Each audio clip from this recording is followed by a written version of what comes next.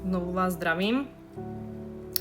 Týmto videom by som chcela vyzdvihnúť tady toto video tohoto pána, ktorý možno pochybuje alebo tak, a chcela by som mu teda odpovedať na jeho video, kde teda hovorí, že tak kto vie mi na toto odpovedať, že ak je Boh milujúci, prečo stvoril peklo?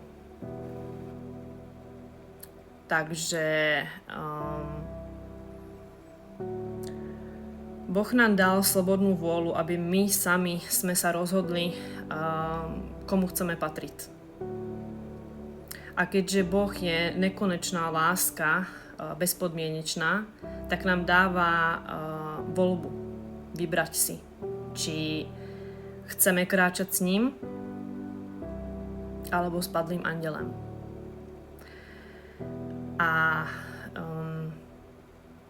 keďže mnohokrát v živote bojujeme s tým, že je mnoho zla ve svete a máme problém odpustiť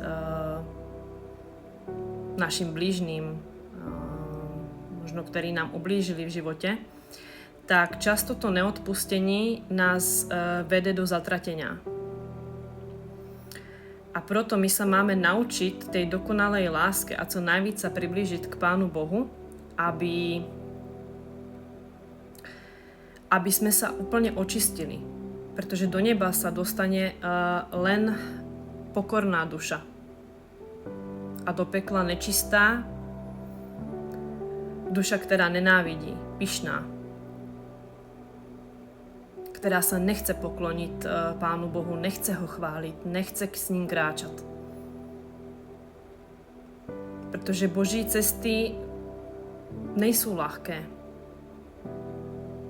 Boží cesty sú trnité, ale sú spásne. Ako povedal Pán Ježiš, zober svoj kríž a nasleduj ma. Máme zobrať svoj kríž. On ví, že to není jednoduché. Takže proto my máme voľbu vybrať si v našom živote, komu chceme patriť.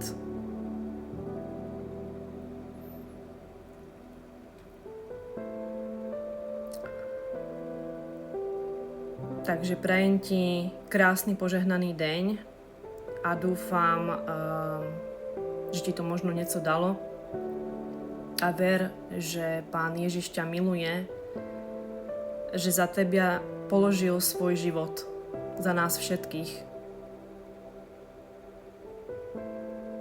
Kto môže ukázať toľko lásky, že dokáže obetovať ten svoj život za ten náš?